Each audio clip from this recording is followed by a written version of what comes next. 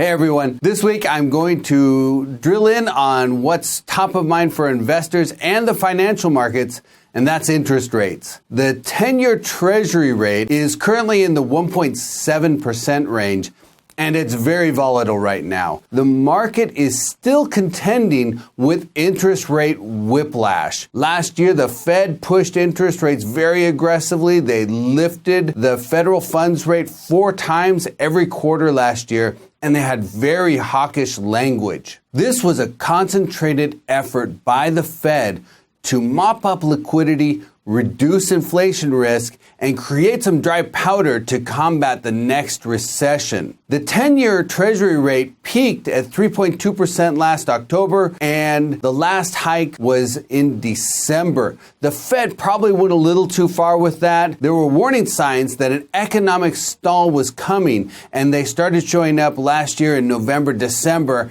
and they really carried into the new year. So the Fed let off the pedal and let things settle down a little bit. That was working pretty well until May, when something changed that the Fed really hadn't taken into consideration. On May 10th this year, trade tensions with China escalated. With the expansion of tariffs to be increased to 25%, there was naturally a retaliation from China. So that started to spark additional uncertainty and created some warning signs of an economic stall happening again. Now, the Fed went into action right away, actually, with very strong messaging, effectively committing to a rate cut at the end of July. So the Fed cut rates by 1/4 point as expected on July 31st. The Fed's messaging was very moderate, and they really made it clear, don't expect more cuts this year. We're going to take a look at the data. We're going to be balanced. It's not a foregone conclusion what we're going to do. And everything was going according to plan. All was good until the next day, when the White House doubled down on the trade wars by adding a 10% tariff on the remaining Chinese imports, and uncertainty surged again. So this is a very fluid environment over the last couple of weeks. There's lots of uncertainty. The stock market and interest rates are very volatile. There is a big flight to safety going into the 10-year Treasuries, which is pushing down rates. Now, this has some special implications for investors. The relative stability of commercial real estate in this volatile climate really makes it increasingly attractive.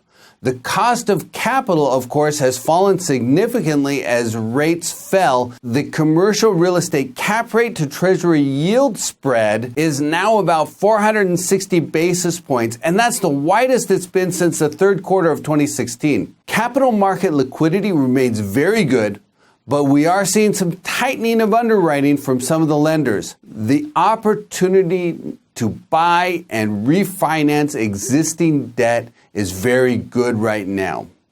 But volatility is a double-edged sword. Most are betting that the Fed will lower rates again in September because of the volatility created by the trade war. But if the trade war is resolved, rates could rise very quickly. So investors can wait to refinance, they can wait to buy. Things could get better, or they could get worse. But I know that locking in now is comparatively a very good position relative to where the market has been over the years.